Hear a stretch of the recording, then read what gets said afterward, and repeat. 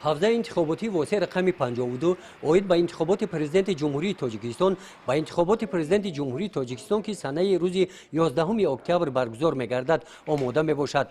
در حوزه مذکور طبق طلبات‌های قانونگذاری جمهوری تاجیکستان درباره انتخابات پرزیدنت جمهوری تاجیکستان وابسته به فعالیت حوزه انتخاباتی کارهای معینی را به انجام رسانیدند. حوزه واسع رقم 52 عبارت از 62 участка میباشد که همه участка ها در حاضره برای گذراندن انتخابات تیار هستند. آنها رویخط‌های انتخاب کنندگان را علاقه آماده کرده هستند.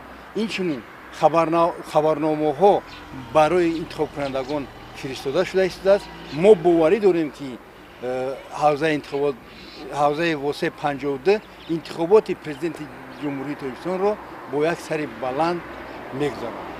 ساکنان ناحیه واسع به این معرکه مهم سیاسی و تقدیرساز کشور توجه بلند ظاهر می‌نمایند. آوازدهندگان آماده هستند که روز 11 اکتبر در انتخابات پرزیدنت جمهوری تاجیکستان فعالانه اشتراک نموده و طرفداری نامزد ارزنده آواز می‌دهند.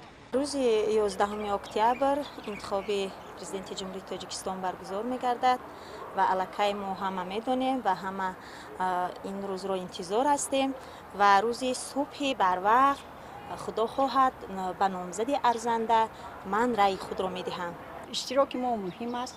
آواز ما در اینجا حل کننده است. رأی ما شخصا من اهل اویلای ما فرزندان ما همه در علاقه در سن و سال آوازی هستند و من باوری دارم که با اهل اویلا ما سرجمعانه در این روز فعالانه اشتراک می نماییم و رأی خود را برای نامزد ارزنده خود دادن را امکانیت داریم.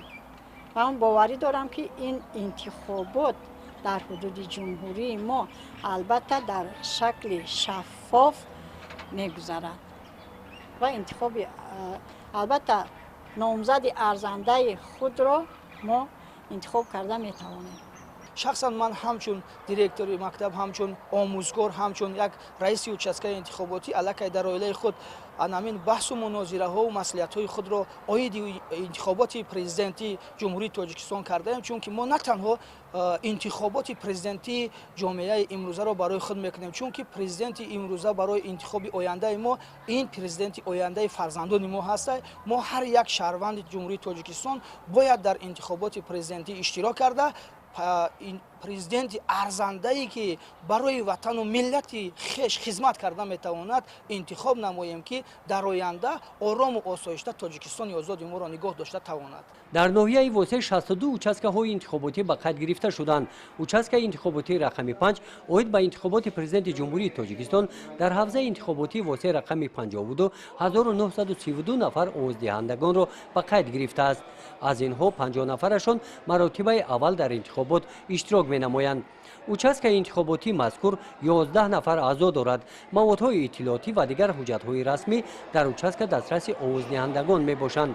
حجره‌های آوازدهی با مهیا نمودن شرایط‌های مساعد طبق طلبات‌های انتخابات آماده کرده شدند.